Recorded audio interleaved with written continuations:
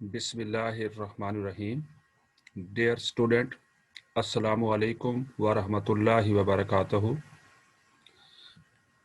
बेटा, आज हम चैप्टर नंबर 13 पढ़ रहे हैं, फर्स्ट ईयर बायोलॉजी, और जिसका टाइटल है गैसियस एक्सचेंज, यानी गैस को एक्सचेंज करना है between environment and living organism.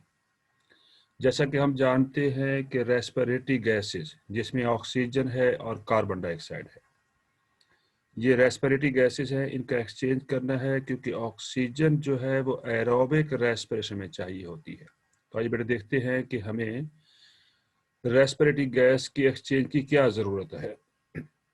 हमसे मुराद है लिविंग ऑर्गेनिज्म, यानी नीड ऑफ रेस्पिरेटरी गैसेस या need of respiratory gas exchange. क्या ज़रूरत है तमाम लिविंग ऑर्गेनिज्म को कि वो रेस्पिरेटरी गैस की एक्सचेंज करते हैं। तो बेटा, eight all levels of activities in living organism, an uninterrupted supply of energy is required.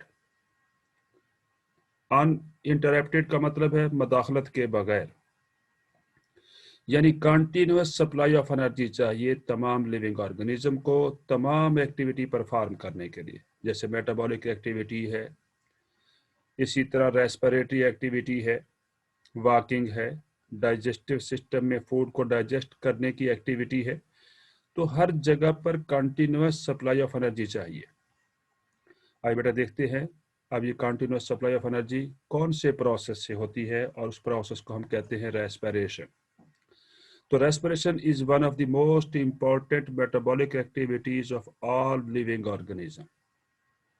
अब रेस्पिरेशन जो है अकर्स एट टू लेवल्स, दो लेवल पे होती है बेटा। Number 1 organismic level, number 2 cellular level. आइए बेटा देखते हैं ऑर्गेनिज्मिक रेस्पिरेशन से क्या मतलब है। Organismic respiration is also known as breathing, breathing इसे कहेंगे, और वेंटिलेशन भी कहते हैं। अब बेटा ये ब्रीदिंग और वेंटिलेशन क्या है? दरअसल that is intake of oxygen, oxygen का हासिल करना, and removal of carbon dioxide, और कार्बन डाइऑक्साइड को रिमूव करना है। बेटा जो सेलुलर रेस्पिरेशन है is directly involve in the production of energy, energy की प्रोडक्शन में इन्वॉल्व है। कौन सी एनर्जी? नेसेसरी, जो जरूरी है फॉर ऑल लिविंग एक्टिविटीज, तमाम लिविंग एक्टिविटीज के लिए बहुत जरूरी होगी एनर्जी, उसकी प्रोडक्शन में सेलुलर रेस्पिरेशन इन्वॉल्व होती है। बेटा अब सेलुलर रेस्पिरेशन को हम डिफाइन करना चाहते हैं। It is the energy generating process है, एनर्जी जनरेट करना है फ्रॉम फूड, फूड से, आइदर इन प्रेजेंस और एब्सेंस ऑफ ऑक्सीजन, ऑक्सीजन की प्रेजेंस में और एब्सेंस में एनर्जी जनरेट करने के प्रोसेस को हम क्या कहेंगे बेटा? सेलुलर रेस्पिरेशन कहेंगे। आइए बेटा देखते हैं, अगर ये ऑक्सीजन की प्रेजेंस में होती है तो फिर इसे क्या कहेंगे? If it occurs in presence of oxygen, it का मतलब यहाँ पर रेस्पिरेशन है, सेलुलर रेस्पिरेशन है, then it is called aerobic respiration. While if it takes place in absence of oxygen, then it is known as anaerobic respiration, यानी without oxygen, oxygen की presence में नहीं है, एब्सेंस में हो रही है, तो एनाएरोबिक रेस्पिरेशन।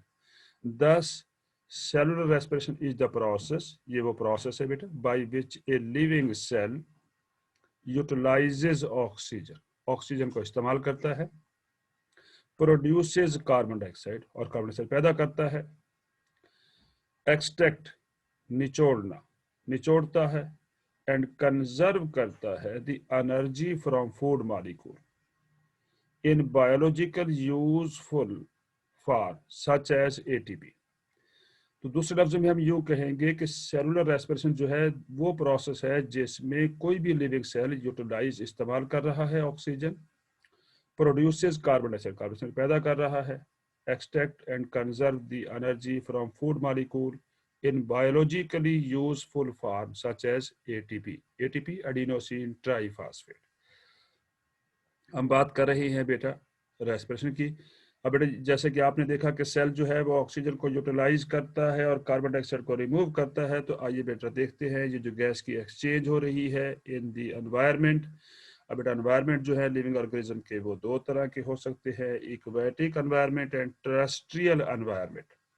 इक्वेटिक वाटर, जहाँ वाटर मौजूद है जैसे कि फिश वगैरह वहाँ रहती है। इसी तरह बेटा टेरेस्ट्रियल एनवायरनमेंट, जैसे कि मोस्ट ऑफ द मैमल्स यहाँ पर लैंड पे रहते हैं, तो इनके दरमियान में देखना है कि गैस की एक्सचेंज कैसे होती है और वहाँ कौन कौन से एडवांटेजेस है एंड डिसएडवांटेजेस है of gas exchange in air and in water. और देखना यह है कि कौन सा एनवायरनमेंट ज़्यादा बेहतर है for the gas exchange. Exchange of gases during organismic respiration is carried out only by diffusion. Diffusion के जरिए होती है।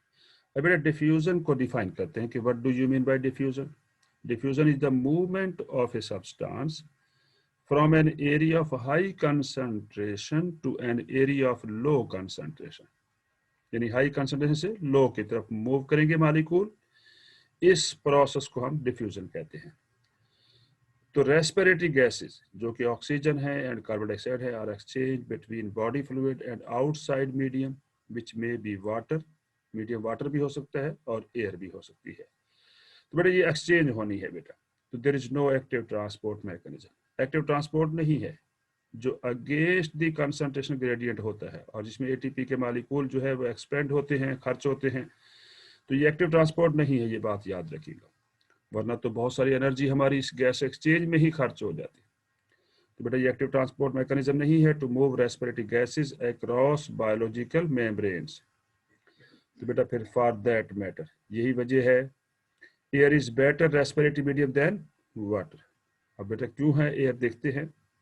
Oxygen can be obtained more easily from air than from water because of many reasons. आइए बेटा वो देखते हैं कौन कौन सी वजूहात हैं जिनकी बुनियाद पर हमने ये कहा है कि air is better respiratory medium than water. और ये मोस्ट इंपॉर्टेंट शॉर्ट क्वेश्चन है, आपसे पूछा जा सकता है। तो firstly the oxygen content of air is much higher, बहुत ज़्यादा होते हैं, ऑक्सीजन की क्वांटिटी जो है बहुत ज़्यादा मौजूद है, than the oxygen content of equal volume of water. आइए बेटा देखते हैं कितने ज़्यादा हो सकते हैं। ए लीटर ऑफ वाटर, अगर हमारे पास 1 लीटर वाटर है यानी 1000 ml ऑफ वाटर मौजूद है, तो cannot contain even 10 ml of oxygen, उसमें 10 ml ऑक्सीजन भी नहीं होगी। Whereas oxygen content of fresh air is about 200 ml per litre. ये बेटा मैंने रेड में दिया हुआ है, ये मोस्ट इंपॉर्टेंट एमसीक्यू भी यहाँ से निकाला जा सकता है, बनाया जा सकता है। तो आपको मालूम होना चाहिए कि 1 लीटर वाटर है तो उसमें 10 ml भी ऑक्सीजन से कम है। लेकिन अगर 1 लीटर यहाँ पर अगर वाटर एयर मौजूद है, फ्रेश एयर मौजूद है, तो उसमें 200 ml ऑक्सीजन प्रेजेंट होगी। बेटा सेकेंडली ऑक्सीजन डिफ्यूज कर जाती है about 8000 time more quickly in air than in water. Third important point है ब्रीदिंग और ventilation is directly involve in the exchange of gases. The ventilation of water is far more difficult, बहुत मुश्किल है, than the ventilation of air because water is 8000 times more dense than air. कितना गाढ़ा है? 8000 time मोर dense है water. बेटा in terms of viscosity, viscosity क्या है बेटा? रेजिस्टेंस टू फ्लो, जो फ्लो में रेजिस्टेंस है उसे विस्कोसिटी कहते हैं।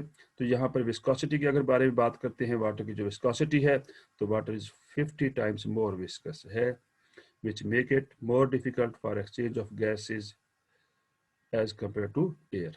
तो फिर ये बात बेटा कंक्लूड कर ली कि air is the better medium for exchange of gases than water. अब बेटा नेक्स्ट हमारा टॉपिक है gaseous exchange in plants. Most important है, लॉन्ग क्वेश्चन है, कभी कभार आपसे पूछा भी जा सकता है। अब बेटा देखते हैं प्लांट्स में गैसियस एक्सचेंज कैसे होती है। Plant like animal also get their energy from respiration, क्योंकि प्लांट्स भी लिविंग ऑर्गेनिज्म है, इन्हें भी मेटाबॉलिक एक्टिविटी को रन करना है, इन्हें भी एनर्जी चाहिए होती है। तो in plants in contrast to animal, animal के बरअक्स no specialised organ or system is present for gaseous exchange as they exist in higher animal. जैसे कि बहुत सारे हायर एनिमल्स में ऑर्गन है, स्पेसिफिक सिस्टम है जिन्हें हम रेस्पिरेटरी सिस्टम कहते हैं, या यहाँ पर तो यहाँ ऐसा नहीं है, प्लांट्स में ऐसा नहीं है कि प्लांट्स में कोई स्पेसिफिक आर्गन नहीं है जो रेस्पिरेशन में इन्वॉल्व हो या गैसियस एक्सचेंज में इन्वॉल्व हो, और ना ही कोई सिस्टम मौजूद है। तो आइए बेटा देखते हैं फिर क्या होगा, कैसे सेल जो है ऑक्सीजन गेन करेंगे और कार्बन डाइऑक्साइड को रिमूव करेंगे, और फोटोसिंथेसिस में ऑक्सीजन उनको चाहिए होती है, तो ऑक्सीजन वो कैसे ऑब्टेन करेंगे, आइए देखते हैं बेटा। तो every cell of plant, plant को कोई भी सेल जो है carries out exchange of gases according to its needs, जितनी उसकी जरूरियात होगी उतनी उसे गैस एक्सचेंज चाहिए होगी। The transport system of plant which includes, जो इंक्लूड हो रहा है, अब वो कौन कौन सा इंक्लूड है बेटा ट्रांसपोर्ट सिस्टम में, कंडक्टिंग टिश्यू है जैसे जाइलम है, and phloem is not involve in the transport of gases in the plant. In most cell of mesophyll, mesophyll ये लीफ के सेल हैं, लीव्स के अंदर मौजूद होते हैं, विच आर स्पेशलाइज्ड है for photosynthesis, there are present large air spaces, वहाँ एयर स्पेस मौजूद है, और वो एयर स्पेस जो मौजूद है वहाँ पर गैसेस एक्सचेंज होनी है। These air spaces are directly involved in gaseous exchange. Stomata, opening है बेटा, are the main site हैं of exchange of gases in plants. Red में लिखा हुआ है, एमसीक्यू बनाया जा सकता है यहाँ से। तो मेन एक्सचेंज साइट जो है प्लांट्स में कौन है बेटा, स्टोमेटा है। तो stomata are largely present in the leaves, leaves भी मौजूद होते हैं, and in young stem, most important बात है यंग स्टेम में और लीव्स में स्टोमेटा मौजूद हैं, ओल्ड स्टेम के अंदर स्टोमेटा नहीं होंगे। गैसियस एक्सचेंज इन प्लांट्स के बारे में बात हो रही है, इन ओल्डर स्टेम, जैसे कि मैं पहले बता चुका हूँ, स्टोमेटा नहीं है, वहां पर अनदर टिश्यू है जिसे कॉर्क टिश्यू कहा जाता है, is present which is formed of dead cell, dead cell से बना हुआ है। द कॉर्क टिश्यू है स्पेशलाइज्ड या स्पेशल पोर्स मौजूद हैं, called lenticels, which are involve in gaseous exchange. बेटा यहाँ मोस्ट इंपॉर्टेंट एमसीक्यू निकाला जा सकता है। अब देखिए ओल्ड स्टेम के अंदर जो कॉर्क टिश्यू है वहां पर पोर्स मौजूद है जिन्हें हम लेंटिसेल कहते हैं, और land plants get their oxygen directly from air which enter through stomata बेटा। तो बेटा आपको ये लेंटिसेल दिखाते हैं यहाँ पर, ये देखिए डायग्राम में आपको दिखाया हुआ है, ये ओल्ड एक स्टेम दिखाया हुआ है, इसकी ये कॉर्क है, कॉर्क टिश्यू में देखिए आपको यहाँ पर स्पेसिफिक पोर्स दिखाई दे रहे हैं, इन पोर्स से गैसेस एक्सचेंज हो रही है जिसको हम यहाँ पर लेंटिसेल कहते हैं। इसके साथ साथ बेटा आपको यहाँ पर बताया गया है कि जो यंग स्टेम होगा या लीव्स होंगे, वहां पर देखिए ये लीव्स का ट्रांसफर सेक्शन दिखाया हुआ है। तो बेटा यहाँ पर आप देखिए लार्ज एयर स्पेस मौजूद है, ये मीजोफिल लेयर दिखाई हुई है, मीजोफिल लेयर में ये अपर लेयर को पहली सेट मीजोफिल कहते हैं, और जो लोअर लेयर है स्पॉन्जी मीजोफिल इसे कहा जाता है बेटा। यहाँ पर बेटा यहाँ पर आप देख रहे हैं कि ये ओपनिंग मौजूद है जिनको हमने यहाँ पर स्टोमा लिखा हुआ है, और स्टोमा से देखे रेस्पिरेटरी एक्टिविटीज में या फोटोसिंथेसिस में जो उन्हें कार्बन डाइऑक्साइड चाहिए थी, देखिए स्टोमेटा से कार्बन डाइऑक्साइड एंटर हो रही है, एयर स्पेस में जा रही है, और इस एयर स्पेस के जरिए यहाँ पर गैस की एक्सचेंज होगी। और इसी तरह बेटा जो यहाँ पर देखिए फोटोसिंथेसिस में जो ऑक्सीजन प्रोड्यूस हुई है देखिए यहाँ पर रिमूव हो रही है थ्रू स्टोमेटा। तो स्टोमेटा फिर बेटा मेन साइट है for the gases exchange in case of plants.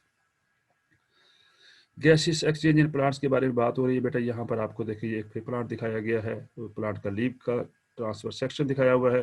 तो बेटा आपको ये देखिए यहाँ पर एक स्टोमेटा दिखाया हुआ है, ये स्टोमेटा है, इधर भी यहाँ पर स्टोमेटा मौजूद है, ये एयर स्पेस है यहाँ पर जिसमें से यहाँ पर गैस एक्सचेंज होनी है, और ये यहाँ पर जो एयर स्पेस है सेल के दरमियान में ये साइट होगी for the exchange of gases. तो बेटा एनॉर्मस नंबर ऑफ स्टोमेटा, बेशुमार स्टोमेटा मौजूद होते हैं present on the leaves, large number में होंगे बेटा। It is estimate किया गया that there are 12,000 stomata per square centimeter of leaf surface in तंबाकू प्लांट। बेटा मोस्ट इंपॉर्टेंट एमसीक्यू है और मोस्ट इंपॉर्टेंट शॉर्ट क्वेश्चन है, तंबाकू प्लांट के पर स्क्वायर सेंटीमीटर में कितने स्टोमेटा हो सकते हैं, 12,000 स्टोमेटा मौजूद होते हैं बेटा, लार्ज नंबर में मौजूद है। This stomata lead to intercellular spaces, जैसे कि डायग्राम में देखिए ये लीड कर रही है स्टोमेटा, इंटरसेलुलर स्पेस यहाँ आपको दिखाई दे रही है, वाज़ेह तौर पे स्पेस नजर आ रही है। और ये स्पेस बेटा कहाँ मौजूद है, स्पेसिस बिटवीन सेल, सेल के दरमियान मौजूद है ऑफ मीजोफिल टिश्यू, ये मीजोफिल टिश्यू दिखाया हुआ है आपको यहाँ पर, और मीजोफिल टिश्यू में बेशुमार आपको स्पेस देख रहे हैं। अब बेटा ये स्पेस जो ये मौजूद है, air space are comparable to honeycomb से कंपेरेबल है बेटा। अब बेटा ये जो स्पेस है ये कितना वॉल्यूम हो सकता है इसका बेटा, तो this air space may comprise up to 40% of total volume of the leaf. Leaf के टोटल जो वॉल्यूम है उसका 40% है। मोस्ट इंपॉर्टेंट एमसीक्यू है। तो कितने परसेंट है बेटा यहाँ पर air space? 40% of the volume है बेटा। अब बात कर रहे हैं गैसियस एक्सचेंज के बारे में। ये आपको देखिए बेटा यहाँ पर स्टोमेटा दिखाए हुए हैं। स्टोमेटा के इर्द गिर्द गार्ड सेल मौजूद है जो स्टोमेटा की ओपनिंग एंड क्लोजिंग में सिग्निफिकेंट रोल प्ले करते हैं। उसके बाद बेटा ये देखिए ये लोअर एपिडर्मिस है। एपिडर्मिस के बाद बेटा यहाँ पर देखिए आपको मेसोफिल दिखाई हुई है। मेसोफिल यहाँ पर स्पॉन्जी मेसोफिल है। ये ऊपर वाली जो लेयर है यहाँ पर आपको नजर आ रही है जिसमें वाज़े तौर पे क्लोरोप्लास्ट आपको देखे जा सकते हैं जिसे पैलिसेड मेसोफिल कहते हैं।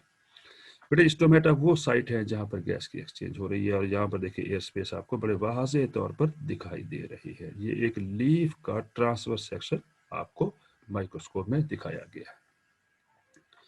तो exchange of gases between and moist surface of mesophyll cell takes place promptly बहुत नुमाया तौर पर नजर आती है होती है बेटा roots of the land plant की जो रूट होगी वो क्या करती है? Get their oxygen from the air.